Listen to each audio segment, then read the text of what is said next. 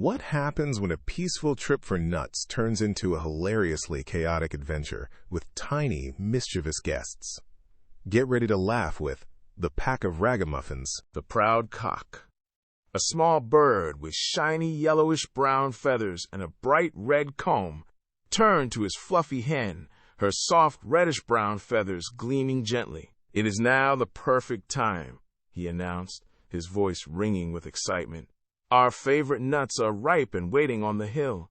Let us go together," he suggested, "and eat our fill before the quick squirrel takes them all away." The excited hen, slightly smaller than the cock, nodded happily, her gentle, curious eyes wide. "Yes," she chirped, "let's have some pleasure today before they're all gone." The cock and hen eagerly made their way to the sunny hill, where the air was fresh and filled with the scent of nature. They spent a truly delightful day, pecking at the delicious, ripe nuts and enjoying each other's cheerful company under the warm sun. They ate so many nuts that their bellies were round and full, feeling quite satisfied and a little bit proud of their bountiful feast. As evening approached, casting long, soft shadows, they realized they were too full and perhaps a bit too pleased with themselves to simply walk home. "Walking is out of the question," chirped the hen, stretching her full wings. The clever cock then had an idea, saying, "I shall build us a grand little carriage of strong nutshells." Soon, the small nutshell carriage was complete, looking quite magnificent and sturdy, ready for their journey home. The fluffy hen, with her soft reddish-brown feathers, elegantly seated herself inside, feeling rather grand and important. She then turned her gentle, curious eyes to the proud cock, who stood about 1/3 the height of a small child, with shiny yellowish-brown feathers. "Dearest cock," she declared, "you could just harness yourself to it and pull us home." The cock, with his bright red comb, puffed out his chest in surprise and indignation. "I like that," he squawked, his intelligent, beady eyes widening. "I would much rather walk home on my own 2 feet than be harnessed like a common beast of burden. No, that was never our agreement," he added firmly. "I don't mind being the coachman, sitting smartly on the box, but pull it myself? Absolutely not." As the cock and hen continued their lively disagreement about who should pull the nutshell carriage, a loud, indignant quack suddenly broke the peaceful evening air. A large, sturdy duck with a shimmering green head, vibrant white feathers, and bright orange webbed feet stomped towards them. The duck, who was slightly taller than the cock, quacked furiously. "You thieving folks! Who gave you permission to come to my nut hill and steal my dinner?" "You shall suffer for this," the angry duck declared, running with its wide, open beak aimed straight at the astonished cock. But the proud cock was not one to back down from a challenge. The brave cock, with his sharp, metallic spurs, was not idle for a moment, and bravely fell upon the angry duck. He moved swiftly, a flash of yellowish-brown feathers and a bright red comb, defending his hen and his honor. With a flurry of pecks and energetic kicks, he wounded the larger, sturdy duck, even with its shimmering green head and vibrant white feathers. At last the duck, lying on the ground, begged for mercy, its loud quacks turning into whimpers. As a punishment for its thieving accusation and aggression, the duck willingly allowed itself to be harnessed to the little nutshell carriage. The proud cock, now victorious and about 1/3 the height of a child, then confidently seated himself on the carriage box. "I am the coachman," he declared triumphantly, and off they went at a lively gallop. Amidst the rhythmic clopping, he called out, "Duck, go as fast as you possibly can." After excitedly driving a part of the way, with the duck pulling the carriage, they encountered 2 tiny figures on the road. These were 2 unique foot passengers, a slender, shiny silver pin and an even thinner, gleaming silver needle, each no longer than an adult's finger. "Stop! Stop!" they cried out in small, urgent voices, waving their tiny forms. They explained that it would soon be utterly dark, as black as pitch, and they simply couldn't take another step forward. They also complained that the dusty road was incredibly dirty for such fine, shiny implements. The pen with its small, round, pearl-like head, and the needle with its keen point, politely asked if they might get into the carriage for a while. They had lingered too long over beer at the tailor's public house by the gate. The proud Cock, always one to consider practicality, saw that the pen and needle were very thin people indeed. They certainly wouldn't take up much room in his elegant nutshell carriage, which was already occupied by the fluffy hen. With a thoughtful nod of his bright red comb, he decided to grant their request. The pen, about the length of an adult's finger, and the slightly shorter needle, with its keen point, beamed with gratitude. However, the wise Cock made them promise solemnly that they would not, under any circumstances, step on his or his little hen's delicate feet. With their vows given, the tiny pen and needle carefully climbed aboard, finding a snug spot inside the carriage beside the hen. Late in the evening, as the last light faded from the sky, they arrived at a cozy, warmly lit inn. Since they preferred not to travel further by night, and as the large, sturdy duck with its shimmering green head was wobbly-legged and falling from side to side, they decided to seek lodging.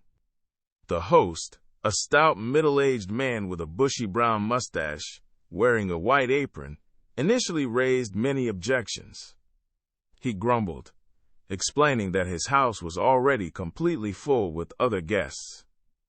Besides, he thought they looked like rather unremarkable creatures, certainly not distinguished enough for his fine establishment. However, the clever Cock, with his quick wit, was not easily deterred by the grumpy host. He began to make the most pleasant speeches, charming the stout, middle-aged man with his words.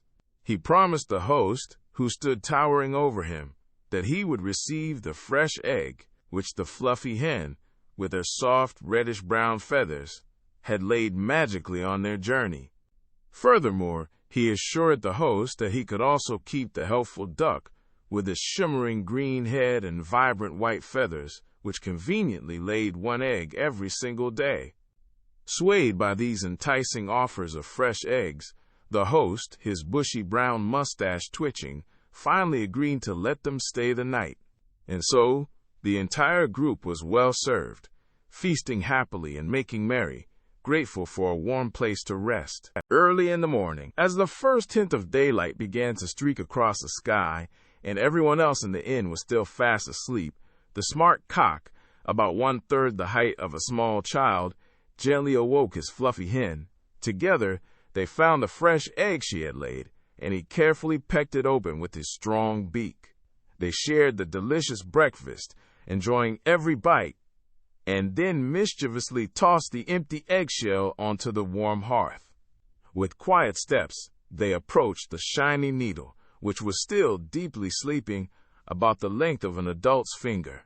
They carefully took the needle by its small, blunt head and, with a mischievous glint in their eyes, stuck it firmly into the cushion of the unsuspecting host's chair. Next, they placed the slender, shiny pen in his towel. Without a moment's hesitation, and with their mischievous deeds done, the clever Cock and Hen, about 1/3 and 2/3 the height of a small child respectively, flew swiftly away over the wide open heath, leaving the quiet inn behind. Meanwhile, the large, sturdy duck, with its shimmering green head and vibrant white feathers, who rather enjoyed sleeping in the cool, fresh open air, had stayed out in the inn's yard the whole night. The duck heard the chicken's hasty departure and, with a merry quack of relief, decided it was freed from its harness. It soon found a winding stream flowing nearby. Happily, the duck plunged in, swimming gracefully down the current, realizing this was a much more enjoyable and quicker way of traveling than being forever harnessed to a small nutshell carriage. The stout host, with his bushy brown mustache, who was much larger than any of the birds, remained asleep for 2 whole hours after his sneaky guests had departed. When he finally woke, feeling groggy, he headed to wash himself, eager to start his day. He reached for his towel, still tucked away, but as he rubbed it across his face, he gasped in pain. The slender, shiny silver pin, about the length of an adult's finger with its small, round, pearl-like head, which the mischievous chickens had placed there, went right over his face. It left a vivid, red streak stretching from one ear all the way to the other, making him yelp in surprise and discomfort. Still smarting from the prickly towel incident, the grumpy host, towering over any small object, then went into his kitchen, intending to light his pipe for a calming smoke. But as he approached the warm hearth, another surprise awaited him. The broken eggshell, left by the mischievous Cock and Hen, suddenly darted straight into his eye, causing him to stagger back. "This morning," he grumbled loudly, his bushy brown mustache twitching, "everything seems to be attacking my poor head." He angrily sat down heavily in his large, comfortable grandfather's chair, hoping for a moment of peace. However, the host's moment of peace was very short-lived indeed. As soon as he settled into his grandfather's chair, he quickly started up again with a loud, surprised shout, his face contorted in pain. "Woe is me!" he cried out, much larger than the tiny perpetrator. The gleaming silver needle, which the mischievous chickens had carefully hidden, pricked him far worse than the pin had, and not just on his head. It was a sharp, unexpected pain that made him jump and rub his backside. Now he was utterly and thoroughly furious, his face turning a deep shade of red, and his bushy brown mustache bristling with anger. The infuriated host, his hands on his hips, stomped about, thoroughly convinced that his late-night guests were responsible for all his morning calamities. Suspicion filled his mind, and when he finally went to look for them, checking every nook and cranny, they were nowhere to be found. They had vanished into thin air, leaving him with only a red mark, a stinging eye, and a sore bottom. With a mighty roar and a shake of his bushy brown mustache, he made a solemn vow that day. "Never again," he declared, his voice echoing, "will I take such ragamuffins into my good house. They eat too much, pay for absolutely nothing, and then play terrible mischievous tricks by way of gratitude." And so, our story ends teaching us a valuable lesson about hospitality and honesty. While the little birds may have had a playful side, their actions caused trouble for the innkeeper. It reminds us that kindness should be extended to everyone, but also that being a good guest means respecting others and their property. Mischievous pranks, even if meant lightly, can lead to real annoyance and make others unwilling to help in the future. Always remember to be grateful and thoughtful, especially when receiving help and kindness from others along your journey. Ever dreamed of being the hero? Now you get to be the star. Your adventure starts at TalesMio. Visit talesmio.com now.